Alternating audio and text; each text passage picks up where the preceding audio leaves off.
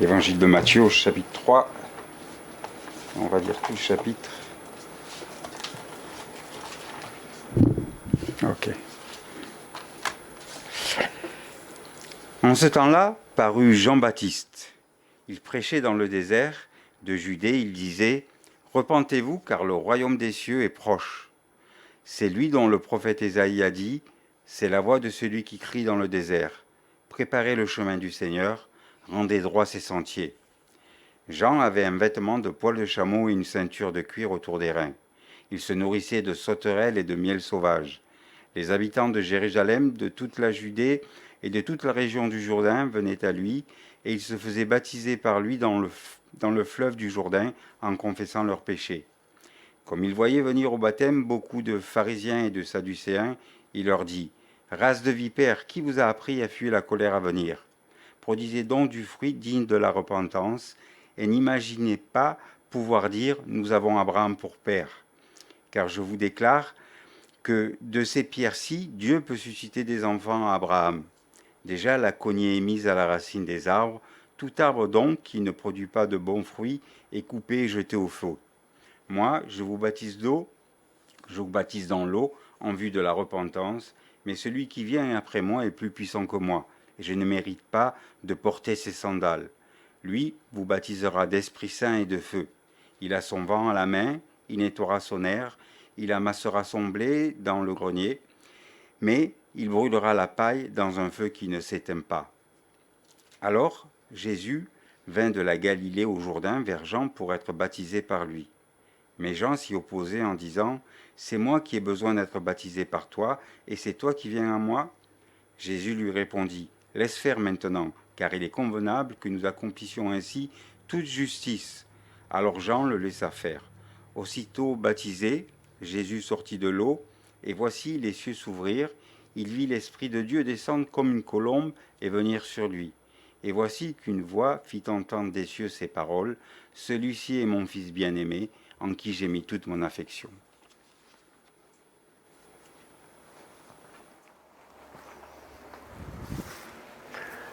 Gardez donc Matthieu 3 devant vous.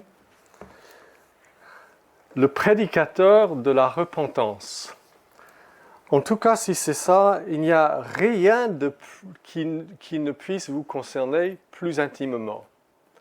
N'avez-vous pas besoin de repentance ? N'avez-vous pas de péché ? Eh bien, nous allons apprendre aujourd'hui pourquoi Dieu fait ainsi. Le Seigneur Jésus, après son retour en tant qu'enfant dans le pays de Galilée, grandit, et nous ne savons presque rien de sa jeunesse, rien de son adolescence, rien du début de sa vie d'adulte en tant que charpentier. Mais maintenant, il ferme l'atelier de charpentier. Joseph est sans doute mort et c'est lui qui s'en occupe tout seul. Il le ferme pour ne jamais plus le rouvrir. Et il va vers le désert de Judée, là où son cousin Jean a commencé à sillonner les rives du Jourdain en prêchant un baptême de repentance pour le pardon des péchés. Et il faut que vous sachiez que tout le pays est remué. Le texte biblique nous dit que, les témoins nous disent que les gens venaient de partout vers Jean, dans le désert. C'est un désert. C'est là qu'il a choisi de prêcher la repentance. Et tout le monde est remué. On vient, les gens sont en train de confesser leurs péchés, on les voit longeant les rives du Jourdain, travailler, certains pleurant, tous venant se faire immerger dans le Jourdain par Jean. Ils sont troublés. Ils disent : que devons-nous faire ? Même les militaires viennent : que devons-nous faire pour nous repentir ? Et il dit à chaque groupe un peu des choses qui les concernent. Il dit aux militaires : ne n'utilisez pas de violence. Ne dénoncez pas à tort quelqu'un et contentez-vous de votre solde. La repentance est pratique. Il dit aux gens, si vous avez 2 tuniques, donnez-en une à celui qui n'en a pas. Repentez-vous de ne pas penser aux autres. Et donc, il est en train d'apprendre au peuple que vous devez vous apprêter parce que le Messie arrive, mais il arrive tout de suite là. Et dans cette ambiance, nous apprenons 5 choses. La première chose, c'est l'idée principale de son message. Nous lisons dans les versets 1 et 2. Pardon, je retrouve le passage moi-même. Dans les versets 1 et 2, en ce temps-là, Jean-Baptiste prêchait dans le désert de Judée. Il disait « Repentez-vous car le royaume des cieux est proche ». Une seule phrase. Il disait beaucoup plus. Dans d'autres textes de l'Évangile, on nous dit par beaucoup d'autres exhortations, il prêchait la repentance au peuple. Mais Matthieu veut nous dire que l'essence de son message, l'idée principale, c'est l'idée dont nous avons tous besoin, repentez-vous de vos péchés, car le royaume de Dieu est là. Pas proche, ce n'est pas une bonne traduction, là. Vous voyez dans cette phrase, il y a 2 choses. Il y a l'annonce d'un événement, le royaume de Dieu est là maintenant. Parce que le roi lui-même est venu du ciel. Et une exhortation, repentez-vous donc. C'est quoi le royaume de Dieu? Ou le royaume des cieux, comme Matthieu le dit? Ce n'est pas un état de choses atemporel, quelque chose qui a toujours été. Le royaume de Dieu n'est pas toujours là. Le royaume ne vient qu'avec Jésus. Ce qu'on appelle le royaume de Dieu, c'est le roi, fils de Dieu, le Messie. Quand il revient pour reprendre ce qui est à lui, le royaume vient. D'accord? C'est le roi divin qui vient vers une humanité rebelle pour maintenant exercer sa domination dans la puissance, la grâce et la justice. Êtes-vous dans le royaume de Dieu? Je peux vous dire comment vous le saurez. Parce que vous vous êtes repenti. Vous vous êtes détourné d'une vie immorale, orgueilleuse, égoïste, vivant selon votre pensée. Vous avez réalisé, je n'appartiens pas à moi-même, j'appartiens à mon Dieu. Je me rends, je capitule. Je suis à toi, Seigneur Jésus. C'est toi le roi, je te suivrai. Et donc, là où le royaume de Dieu se réalise, on devient des gens sous l'emprise de sa puissance. Le roi vous vivifie, il vous change le cœur, et ce que vous n'aimiez pas avant, vous aimez maintenant. C'est ça le royaume de Dieu. Le royaume vient vous vivifier, le roi Jésus vient vous vivifier, vous faire naître de nouveau. Deuxièmement, quand le roi vient vers vous, il vient pour vous mettre sous sa grâce, l'emprise de sa grâce. Le pardon, plus grand que vos péchés. Et ça veut dire que ce n'est plus jamais vos péchés qui déterminent votre avenir. C'est la grâce de Dieu et son amour pour vous qui ont l'emprise sur vous maintenant. Parce que Christ est votre sauveur et il vous amène dans sa grâce, dans son royaume de pardon, de bénédiction. C'est incroyable ça. C'est formidable. Nous l'avons connu, nous qui sommes convertis. Il vous met sous l'emprise de sa puissance, de sa grâce et de sa justice. Parce que quand il vient et vous vivifie, ce n'est pas pour que vous viviez comme avant. Quand Christ est devenu votre roi, il vous change, il vous mène dans les sentiers de justice. de l'amour, de la vérité, de l'honnêteté, de l'intégrité, de l'amour pour Dieu, de la louange, d'une vie de reconnaissance. Voilà le royaume de Dieu.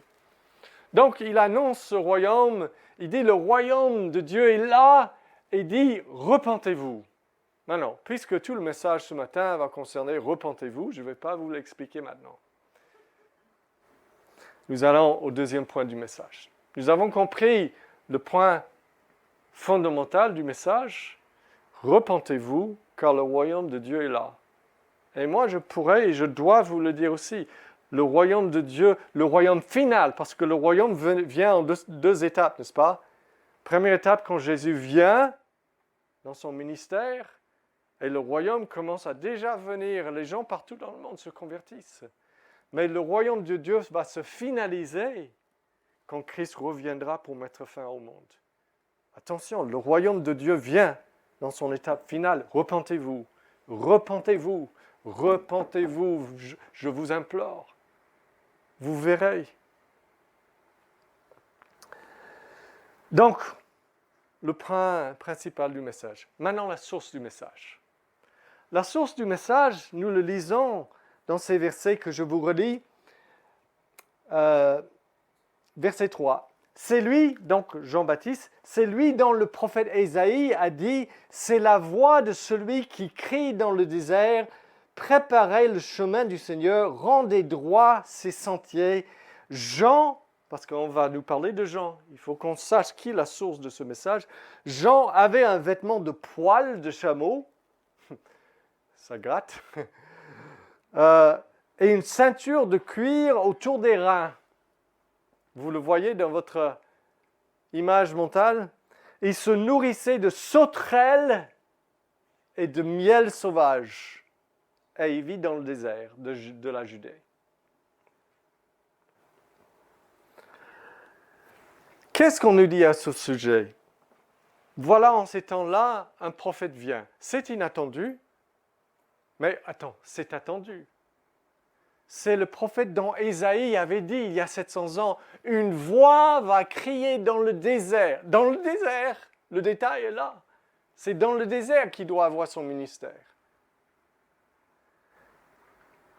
Préparez le chemin du Seigneur, rendez droit ses sentiers. Le seul prophète qui était prédit par d'autres prophètes. Seul prophète humain. Deuxièmement, sur Jean, qu'est-ce qu'on peut dire? On peut dire qu'il est quelqu'un dont la mission est quoi? Quelle est sa mission? De sauver les gens? Non. De les préparer pour le Sauveur qui vient les sauver. C'est tout. C'est pour ça que nous avons lu en Ésaïe le texte qui est cité, qui décrit Jean-Baptiste. Je vous relis juste un bout. Une voix crie dans le désert, ouvrez le chemin de l'Éternel. Nivelez dans la steppe une route pour notre Dieu. Que toute vallée soit élevée, que toute montagne et toute colline soient abaissées. Alors la gloire du Seigneur se révélera. Est-ce que vous avez compris l'image? Jean vient et son but, c'est de dire le Seigneur arrive. Il arrive sur un chemin, comme sur un chemin. Sauf que ce chemin est horrible. Il y a des montagnes, il y a des vallées qui l'empêchent de venir. Mais ce n'est pas géographique, c'est chez vous, dans votre cœur. Les montagnes et les vallées sont vos péchés qui l'empêchent d'avoir un droit chemin vers vous, un chemin aplani. C'est notre mondanité de vivre seulement pour ce monde. C'est notre orgueil, c'est notre égoïsme, c'est nos rivalités, c'est nos discordes. C'est notre magie, notre sorcellerie parfois, notre idolâtrie, nos mensonges incroyables et répétés. C'est tout cela, c'est ça les montagnes. Et donc Jean vient dire, aplanissez tout ça, nivelez tout ça, faites un chemin tout plat pour que le Seigneur vienne vers vous.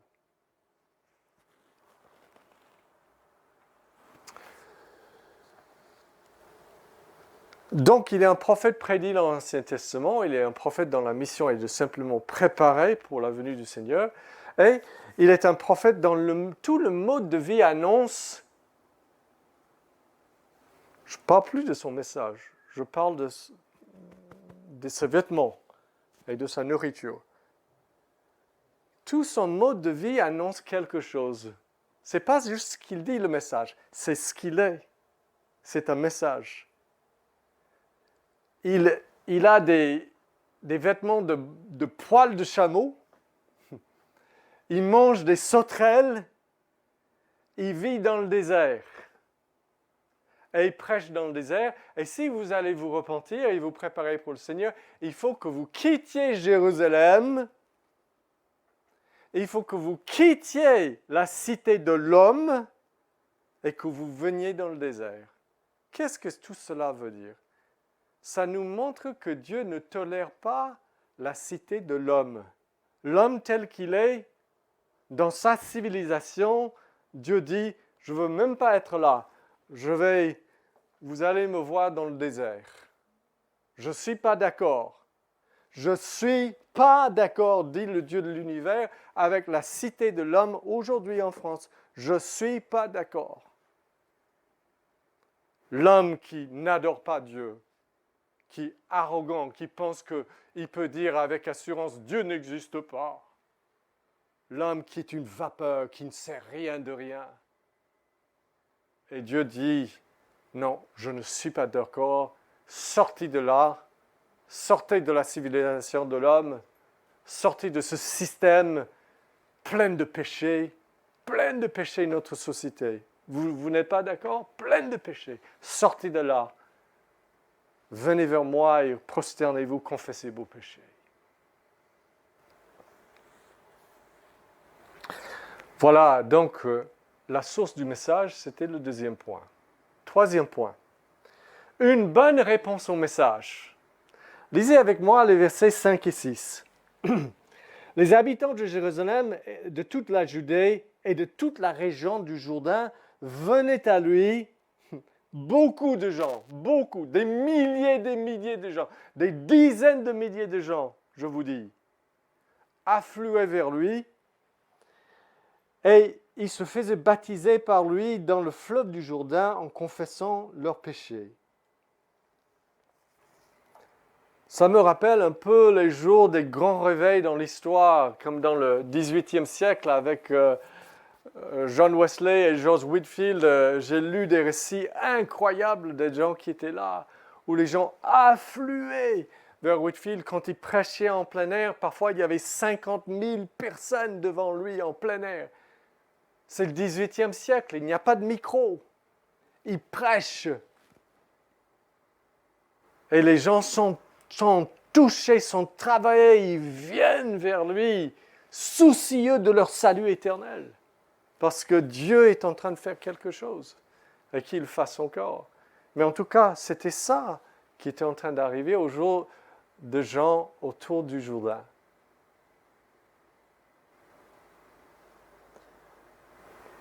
Qu'est-ce que nous apprenons par cette bonne réponse? Qu'est-ce que nous apprenons par le fait qu'ils confessaient leurs péchés? Nous apprenons que si toi, tu vas te repentir et faire ce volte-face pour revenir à Dieu et devenir chrétien, être sauvé, il faut que tu confesses tes péchés. Se repentir, c'est avouer, admettre. Ne plus cacher, minimiser, justifier, expliquer. Tant que vous n'êtes pas dans la repentance, mais du tout. On voyait tous les gens, ils confessaient, ils avouaient tout.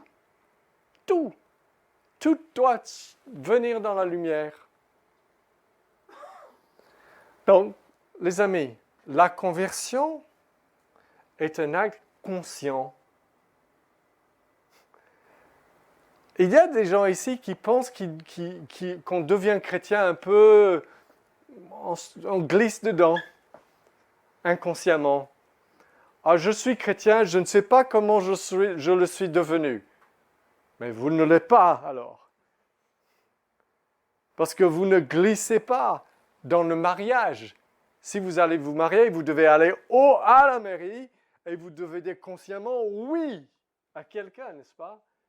Et si vous allez revenir à Dieu, vous venez à lui et vous confessez vos péchés qui vous empêchent d'être accepté par lui. Ce n'est pas difficile à comprendre. C'est simplement que nous ne voulons pas le faire, n'est-ce pas? À moins de comprendre que Dieu dit « Réconfortez mon peuple, dis-leur qu'ils seront graciés, repentez-vous seulement, c'est la grâce qui vous attend. » Donc, la repentance, c'est confesser consciemment à Dieu mes péchés comme des crimes, sans excuse, qui me méritent sa désapprobation. Je ne les confesse pas par d'autres noms. Je ne dis pas j'ai le désordre d'anxiété. J'ai le désordre d'anxiété. Non. Je suis incrédule, je refuse de faire confiance à Dieu. Et puisque je refuse de faire confiance à Dieu, je suis tout le temps angoissé par plein de choses. Mais c'est parce que je fais confiance qu'à moi-même. N'est-ce pas? Je confesse ma colère comme la colère. Je confesse mon orgueil comme de l'orgueil. Je l'appelle par son nom. Quel soulagement d'être honnête enfin devant Dieu. Quel soulagement. Qu'est-ce que nous apprenons dans cette bonne réponse des gens par le terme repentance lui-même? Est-ce que vous savez ce que ça veut dire se repentir? Quand François Hollande est devenu président de la France, il devait faire un de ses premiers voyages de président, diplomatie. Vous savez où il est allé? Il est allé en Algérie. Pour un président français, avec le passé par rapport à l'Algérie, c'est quelque chose. Et je lis dans le journal, François Hollande refuse d'employer le mot qui fâche, se repentir. Se repentir. Il a préféré décrire le passé de la France par rapport à l'Algérie avec d'autres termes un peu enrobés d'explications. Mais le mot se repentir est un mot qui fâche. Parce que quand Dieu vous appelle à vous repentir, qu'est-ce qu'il vous appelle à faire? Il vous appelle à dire « c'est moi qui l'ai fait. C'est moi qui ai tort. J'ai complètement tort par rapport à toi. D'avoir vécu par rapport à toi comme j'ai vécu. J'ai tort. » Et le mot métanoïa en grec, se repentir, signifie volte-face. Ça signifie un revirement de 180 degrés, littéralement. Vous allez comme ça dans votre vie, religieux ou pas. Vous pouvez être très rebelle à Dieu et complètement religieux, comme les pharisiens. Et vous voyez le problème et vous faites « Oh, je me repens, Seigneur. Je me repens. Je ne veux plus jamais vivre comme cela. » D'accord? Vous comprenez? La repentance, c'est une seule fois dans la vie, comme ça. Parce qu'une fois qu'on fait un volte-face, je n'ai plus besoin de faire un volte-face. D'accord? Maintenant, quand vous êtes converti, vous êtes maintenant chrétien, oui, vous allez vous repentir de péchés isolés souvent. Vous allez pécher parfois, mais vous êtes en train d'aller dans la bonne direction maintenant. Vous n'avez plus besoin de faire le grand volte-face que vous avez fait. C'est comme l'alcoolique. Vous le voyez, pendant des décennies, il refusait d'accepter de dire « je suis alcoolique ». Sa femme pleure, ses enfants l'implorent, Il dit, je n'ai pas un problème de boisson. J'aime juste boire chaque soir. Il explique, il avait toujours un moyen. Mais un jour, il fait le volte-face. Il prend ses clés, il se met dans sa voiture, il va dans une réunion d'alcooliques anonymes, il s'assoit et quand c'est son tour, il dit la phrase qu'on oblige à chaque alcoolique dans ces réunions. Je m'appelle Jean et je suis alcoolique. Il a fait le volte-face. Maintenant, ce n'est pas donné en un jour, mais au moins maintenant, il va plus boire. C'est ça la repentance. Une fois dans ta vie, tu sais, j'ai fait le volte-face, je vais vivre pour Christ, je vais être sauvé, je vais me laisser sauver par lui, et je vais être à lui. Est-ce que vous l'avez fait? Dieu vous appelle à cela.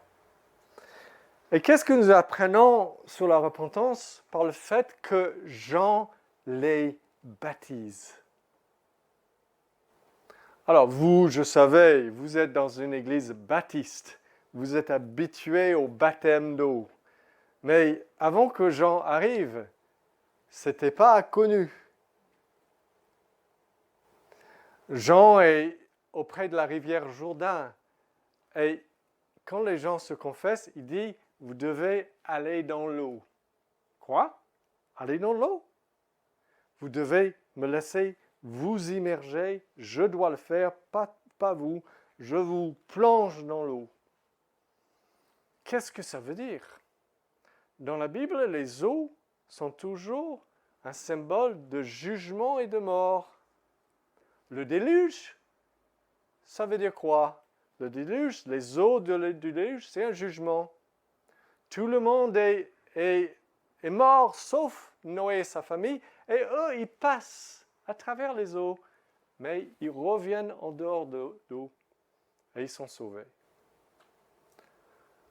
La mer Rouge, l'Exode, Israël passe à travers les eaux de la mer Rouge qui s'élèvent de chaque côté. Les armées de Pharaon sont engloutées par l'eau qui se ferme sur eux. Et Israël sort de l'eau. Et à l'autre côté de l'eau, il y a le salut. On est sain et sauf. Donc quand Jean vous baptise ce jour-là, ça veut dire que votre péché mérite le jugement. Mais Dieu a un moyen de vous faire sortir, vous délivrer de ce jugement. Et quand vous sortez de l'eau, ça dégouline et vous êtes comme nettoyé. Voilà le sens de ce rite qui nous montre que quand vous vous repentez et que vous vous confiez en Christ, donc le jugement pour vos péchés est fini. Vous êtes à l'autre côté du jugement. Vous êtes pardonné.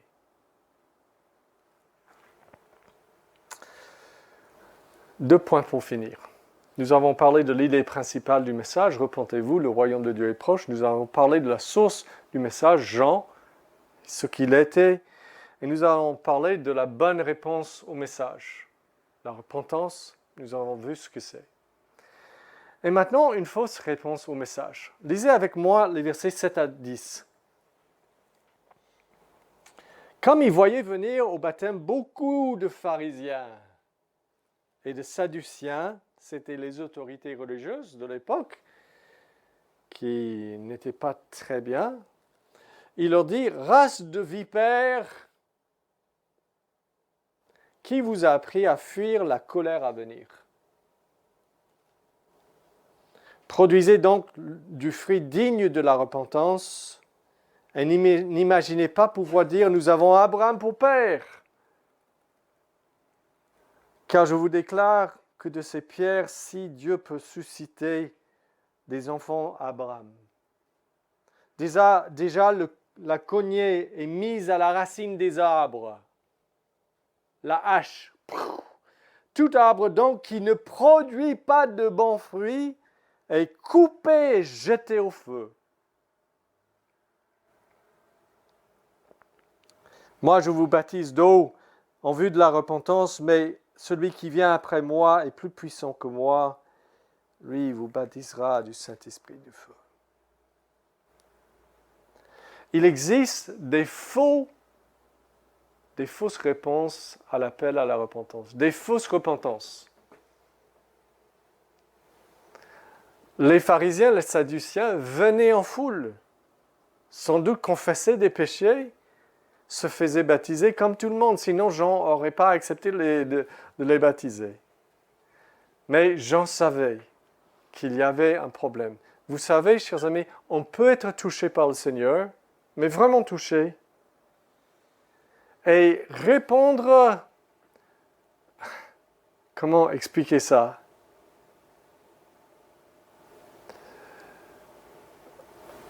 Le souci, comme on est égoïste, si on n'est pas né de nouveau pour avoir une vraie repentance, on va répondre de manière égoïste. Qui vous a averti à fuir la colère à venir? La fausse repentance se caractérise par le fait que la personne est surtout soucieuse d'éviter l'enfer. Sans vouloir, ce n'est pas de venir vers Dieu, d'aimer Dieu désormais. Il n'y a pas d'égard pour Dieu dans sa pensée, c'est juste d'égard pour lui-même. Je veux éviter l'enfer, donc je vais me convertir, être chrétien, et sans comprendre trop ce que ça veut dire, la personne se fait baptiser.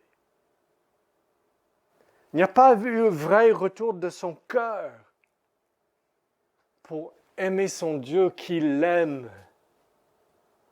Juste un désir égoïste de vouloir fuir la colère à venir. C'est grave. Et la fausse repentance que je viens de décrire ne produit pas un changement réel et permanent. Vous avez entendu ce que Jean a dit. Il a dit ceci. Produisez donc du fruit digne de la repentance. Il y a des gens qui se repentent, mais derrière les fruits d'une vraie repentance, si tu t'es vraiment détourné d'une vie sans Dieu et contre Dieu, normalement ta vie maintenant est pleine de gratitude pour Dieu. Se chemine avec Dieu selon ça. Tu veux savoir ce qu'il dit dans sa parole maintenant. Tu as soif de sa parole. Tu as soif de le connaître. Tu pries, tu cherches. Mais parfois, ça ne se produit pas après le baptême de certains gens. Parce que c'est des fausses repentances. Je sais, parce que j'ai eu une fausse repentance quand j'étais ado. La première fois que je me suis converti, entre guillemets, ça n'a pas marché. On m'a fait part de l'Évangile. Je pensais venir à Christ, mais aucun changement réel. Et donc, Jean leur avertit, ne dites pas, nous avons Abraham pour père, parce que les Juifs pensaient à l'époque que si on est descendu d'Abraham, on fait partie du peuple de Dieu.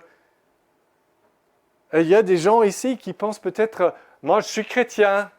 Pourquoi êtes-vous chrétien? Je suis né dans une famille chrétienne. On a toujours été dans l'église. Non. Jean dit, la hache est à la racine de l'arbre.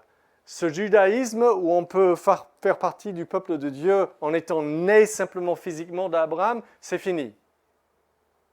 Et il dit, quand je vous déclare de ces pierres, Dieu peut susciter des enfants. Déjà, la cognée est mise à la racine des arbres. Tout arbre donc qui ne produit pas de bons fruits est coupé et jeté au feu. Waouh! Une vraie repentance où tu n'es pas considéré comme appartenant à la famille de Dieu. C'est pour ça qu'il faut que nous soyons vraiment chacun honnête. Je ne réalisais pas à l'époque que je n'avais pas été honnête avec Dieu ou avec moi-même. C'est intéressant. Je n'avais pas été honnête avec Dieu dans ma repentance, ou même avec moi-même. Et donc, qu'est-ce qu'il faut faire si vous avez fait une fausse repentance? Il faut maintenant aller se repentir au sujet de votre repentance. Ça va? Dire, Seigneur, c'est ce que j'ai dû faire la deuxième fois. J'ai dû simplement aller et dire, Seigneur, mon cœur était tortueux. Je te disais que j'étais à toi maintenant. Or, ce n'était pas du tout vrai. Ce n'était pas du tout ma vraie décision. On revient et on dit, Seigneur, sonde mon cœur cette fois. Aide-moi à être complètement honnête avec toi et croyant et convaincu que ce soit une réalité authentique. Le Seigneur est là pour vous aider. N'ayez pas peur. Rappelez-vous de l'homme qui a été guéri par Jésus, qu'il a dû le toucher 2 fois. N'est-ce pas? Première fois, qu'est-ce que tu vois? Je vois des hommes comme des arbres. Ouh, ça ne va pas ça. Mais le Seigneur l'a fait exprès pour nous montrer que parfois, il faut qu'il vienne nous toucher 2 fois. N'ayez pas peur. Il n'y a pas de honte. Venez seulement.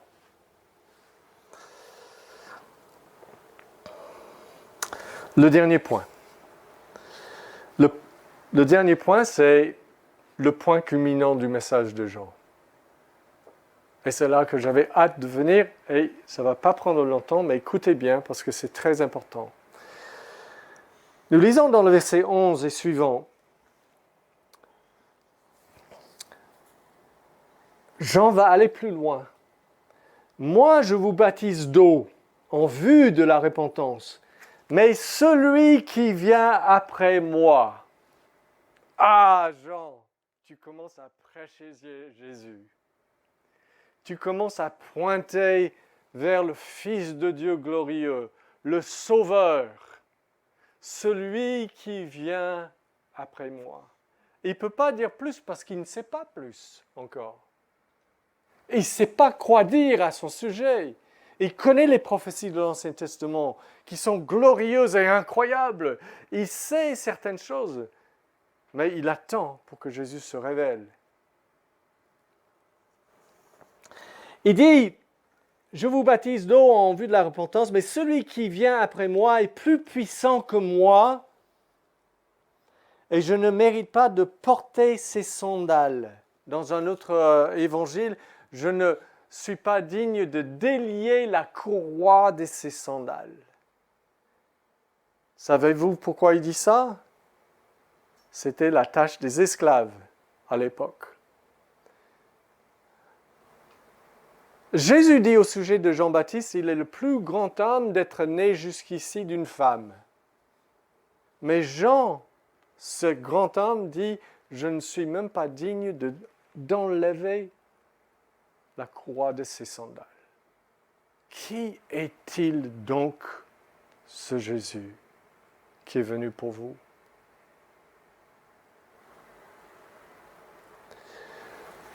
Il continue.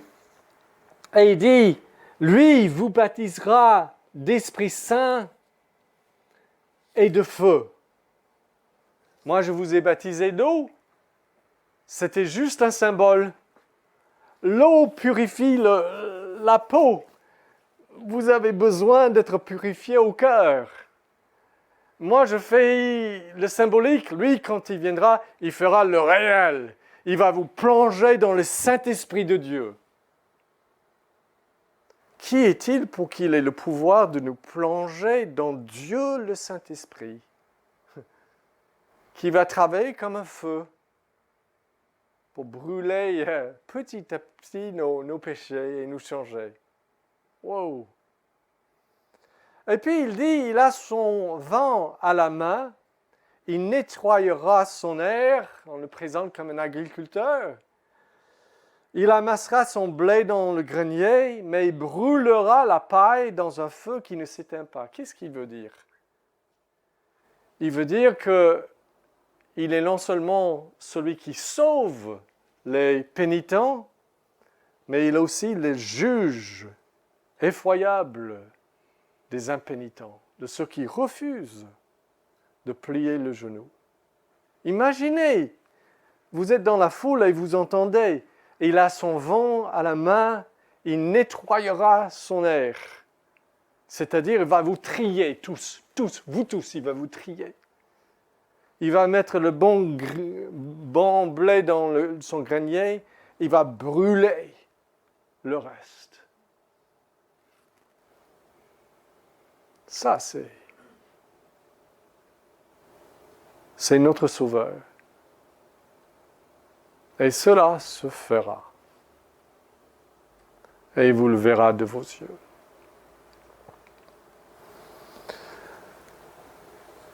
Ça, c'est ce que Jean dit au sujet de Jésus. Mais qu'est-ce que Jean fait à Jésus? Parce que ça va nous parler aussi, nous expliquer des choses. Donc, nous lisons que, alors, Jésus vint de la Galilée au Jourdain vers Jean pour être baptisé par lui. Mais Jean s'y opposait en disant, c'est moi qui ai besoin d'être baptisé par toi et c'est toi qui viens à moi. Jésus lui répondit, laisse faire maintenant, car il est convenable que nous accomplissions ainsi toute justice. Il y a quelque chose d'incroyable qui arrive ce jour-là. Jésus arrive, Jean le reconnaît comme le Messie, et Jean dit, c'est moi qui ai besoin de me repentir, je suis aussi pécheur, j'ai besoin de confesser mon péché, et que tu me baptises. Mais tu n'as pas besoin de baptême, toi, tu n'as pas de péché. Et Jésus est d'accord. Il y a quelque chose qui est à l'envers, qui est complètement à l'envers, les amis, qui ne devrait pas être en principe. Jésus, qui sans péché, il va être plongé dans un eau de baptême de repentance. Il se repent de quoi? Il confesse quoi? Et Jean dit, c'est à l'envers. Et Jésus dit, c'est à l'envers, mais c'était écrit comme ça. Laisse, parce que c'est ainsi que nous devons accomplir tout ce qui a été écrit. Je dois prendre une place qui n'est pas la mienne, dit Jésus. Une place qui est la tienne, Jean, et la place de tous ces gens dans cette foule, la place du pécheur. Mais moi, je dois prendre cette place. Je vais dans les eaux comme si j'avais péché. Parce que je vais prendre les péchés de cette foule et de toi sur moi, sur la bois du calvaire. Et les eaux du jugement, les eaux qui montrent le jugement et la mort, je vais vivre ça. Je serai jugé comme si j'étais pécheur. Et c'est comme ça que je vous sauverai. C'est tout là dans le baptême.